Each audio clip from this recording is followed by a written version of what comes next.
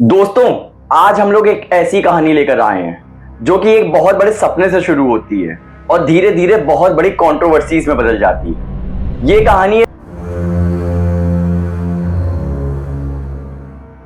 ये एक बहुत बड़ा इवेंट था जिसे दुनिया के सामने दिखाने का वादा किया गया था, लेकिन अंत में जो देश के लिए बहुत बड़ा सवाल बन गया।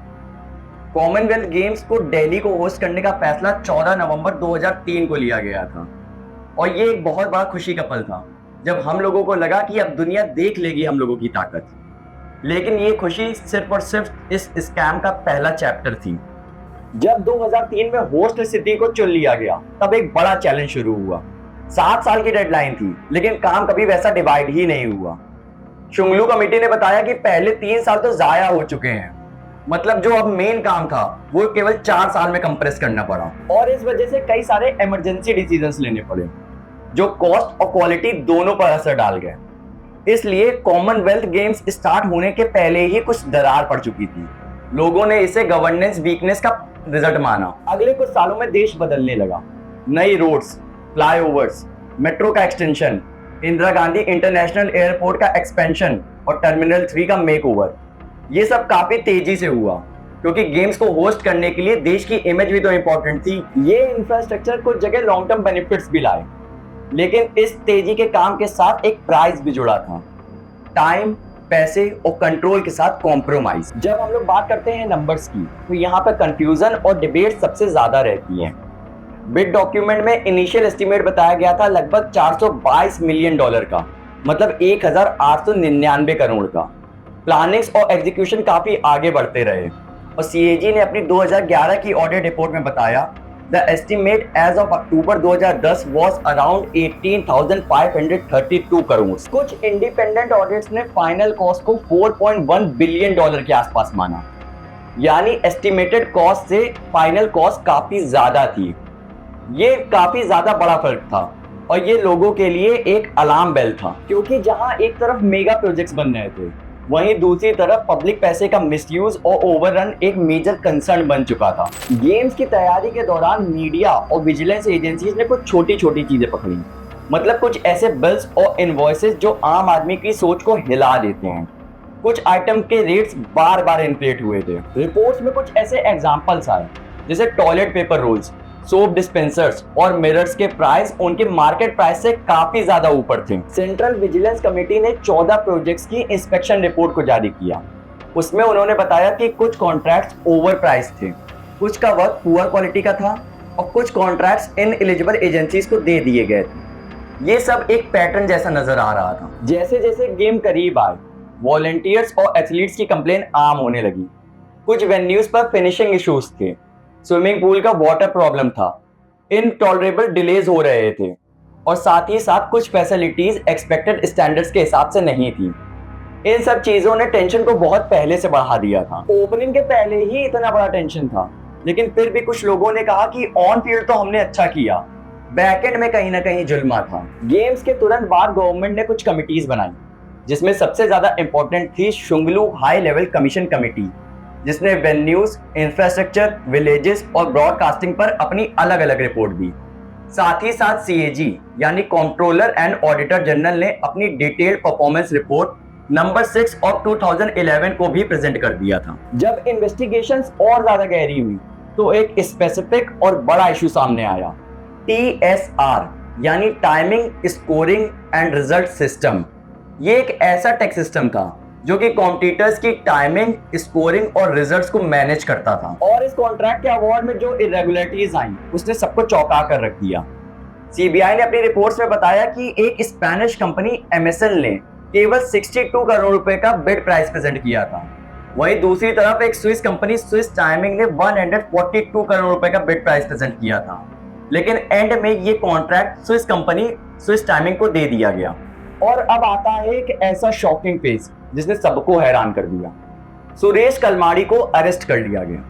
25 अप्रैल 2011 को सीबीआई ने सुरेश कलमाड़ी को अरेस्ट किया। ये वो आदमी था जिसे कॉमनवेल्थ गेम्स का चेहरा माना जा रहा था, लेकिन अब इस पर क्रिमिनल कॉन्स्पिरेसी और चीटिंग जैसे कई चार्जेस लग चुके थे। सीबीआई ने 20 मई 2011 को पहली चार्जशीट फाइल करी और इसके बाद एक लीगल ड्रामा चालू होता है। चार्जशीट्स, कोर्ट हियरिंग, कस्टोडियल रिमांड्स और बेल्स, ये सब चीजें मानो इंडियन पॉलिटिक्स को हिला रही, जैसा कि हर गुड क्राइम ड्रामा में होता है। अब हम लोगों ने देखना चालू किया कि मैकेनिज्म क्या था। इन्वेस्टिगेशंस ने बताया कि सिलेक्शन कमेटी को गाइड किया गया था, कुछ टेंडर्स को मैनिपुलेट किया गया था और साथ ही साथ कुछ एजेंसीज को अनफेयर तरीके से फेवर दिया गया था। सीएजी एंड शुंगलू कमेटी ने अपनी रिपोर्ट्स में poor governance, poor record keeping और कॉन्फ्लिक्ट ऑफ इंटरेस्ट को पॉइंट किया था और उनका मानना था कि इन सब का reason misuse of public money था। प्रोमिनेंट लीडर्स और बिजनेसमैन ने भी बहुत सारा क्रिटिसिज्म दिया। कुछ लोगों ने इसको कॉस्ट ड्रेन कह दिया, पॉलिटिकल फॉल आउट भी हुआ, सरकारी और नॉन सरकारी लोग एक दूसरे पर ब्लेम करने लगे, कुछ को सस्पेंड कर दिया गया और कुछ के ट्रांसफर लेटर्स आए। लेकिन साथ ही साथ ये एक बहुत बड़ा पॉलिटिकल डिस्कोर्स बन चुका था। सीबीआई ने मल्टीपल चार्जशीट्स फाइल किए। टीएसआर का केस उनके लिए एक बहुत बड़ी चुनौती था। 2013-14 के आसपास कोर्ट्स ने कुछ केसेस में चार्ज भी फ्रेम किए, ट्रायल्स चलते रहे, लेकिन इन्वेस्टिगेशन और प्रोसिक्यूशन दोनों कॉम्प्लेक्स थे। विटनेस, डॉक्यूमेंट्री रिकॉर्ड्स और टेक्निकल चीजों को प्रूव करना काफी कठिन था। सीबीआई को कुछ जगह प्रोसीजरल और एविडेंस प्रॉब्लम्स का सामना करना पड़ा। कुछ एफआईआर्स क्लोज भी हुए due to lack of evidence. ये लीगल ग्रांट दिखाता है कि हाई प्रोफाइल केसेस को प्रूव करना कितना ज्यादा मुश्किल हो जाता है, खास तौर पर तब जब पैसे और ट्रांजैक्शंस दोनों क्रॉस बॉर्डर हों। इस कहानी में एक बड़ा एक्टर भी था, इन्फोर्समेंट डायरेक्टरेट ईडी, जो कि इस पूरे केस को मनी लॉन्ड्रिंग नजरिए से देख रहा था। ईडी ने कई सारी इन्वेस्टिगेशंस करी, एसेट ट्रेसिंग की कोशिश करी और कई सारे सीजन नोटिस भी दिए। लंबे सालों तक केस चलने के बाद 2025 को एक डेवलपमेंट हुआ, जब 29 अप्रैल 2025 को कोर्ट ने ईडी की क्लोजर रिपोर्ट को एक्सेप्ट कर लिया।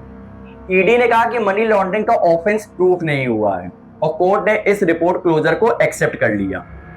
लेकिन पॉलिटिकल डिबेट और साथ ही साथ पब्लिक, ये एक तरह का रिलीफ था, लेकिन पब्लिक डिबेट और पॉलिटिकल इंपैक्ट इसका आज भी जिंदा है। इसका मतलब ये नहीं है कि सारे सवाल खत्म हो गए, बल्कि इसका मतलब ये है कि कोर्ट केसेस केवल इस वजह से रुके क्योंकि केस फाइल करने वाले के पास वैलिड प्रूफ्स नहीं थे। ग्लोबल मीडिया ने भी इन्फ्लेटेड इनवॉइसेस पर कुछ शॉकिंग एग्जांपल्स प्रूव किए। ये एग्जांपल्स शॉकिंग थे, साथ ही साथ सिंबॉलिक थे। मतलब एक टॉयलेट पेपर जैसी छोटी चीज पर भी अगर इतना एक्सट्रीम मार्कअप लगाया जा सकता है, तो बड़े कॉन्ट्रैक्ट्स पर कितनी ज्यादा चोरी हो सकती है, ये परसेप्शन बनाना ज्यादा कठिन नहीं था। शुंगलू कमेटी ने सीक्वेंसली पॉइंट्स दिए थे, जैसे डिसीजन डिलेड थे, पुअर प्रोक्योरमेंट प्रोसेस था और कॉन्फ्लिक्ट ऑफ इंटरेस्ट था। सीएजी ने अपनी रिपोर्ट्स में क्लियर फाइनेंशियल मिसमैनेजमेंट को रिपोर्ट किया था और यही रिपोर्ट्स बाद में पार्लियामेंट में भी पेश हुई थी, जिसमें ट्रांसपेरेंसी के नाम पे डिसीजंस और रिफॉर्म्स को सजेस्ट किया गया था। लेकिन आखिर में हुआ क्या? लीगल रिजल्ट मिक्स्ड रहा। सीबीआई ने कुछ केसेस में अपना क्लोजर नोटिस दे दिया। 2014 में कुछ एलिगेशंस क्लोज हो गए और वहीं 2025 में ईडी की क्लोजर नोटिस को एक्सेप्ट कर लिया गया। लेकिन इसका मतलब ये नहीं था कि सब कुछ सही था, बल्कि इसका मतलब ये था कि उन एलिगेशंस को प्रूव करना काफी मुश्किल था। पब्लिक इंक्वायरी और ऑडिट रिपोर्ट्स ने गलतियों को और लैप्सेस को हाईलाइट किया और साथ ही साथ एडमिनिस्ट्रेटिव रिफॉर्म, पॉलिटिकल अकाउंटेबिलिटी और प्रोक्योरमेंट प्रोसेस को स्ट्रिक्ट करने की मांग उठी थी। कुछ लोगों पर चार्जेस आज भी पेंडिंग है, कुछ लोगों के ट्रायल्स आज भी चल रहे हैं और कुछ लोगों को बेल मिली हुई है। ये लॉन्ग लीगल स्टोरी आज भी चलती नजर आती है। लेकिन इससे हम लोगों को कुछ प्रैक्टिकल लेसन्स मिलते हैं, जिनको मैं आपको बताऊंगा और जिनके बिना हम लोग आगे नहीं बढ़ सकते।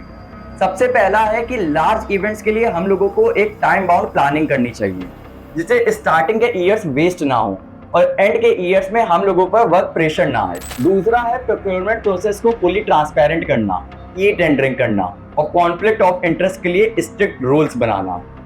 तीसरा है इंडिपेंडेंट ऑडिट को टाइमली इंप्लीमेंट करना और ऑडिट फाइंडिंग्स पर अपनी नजर रखना। चौथा है मीडिया एंड सिविल सोसाइटी को इन्वॉल्व करके पब्लिक ओवरसाइट को बढ़ाना। और पांचवा है लीगल मशीनरी रैपिड और एविडेंस बेस्ड होनी चाहिए, ताकि केसेस जल्दी से जल्दी रिजॉल्व हो सकें और ट्रस्ट वापस आए।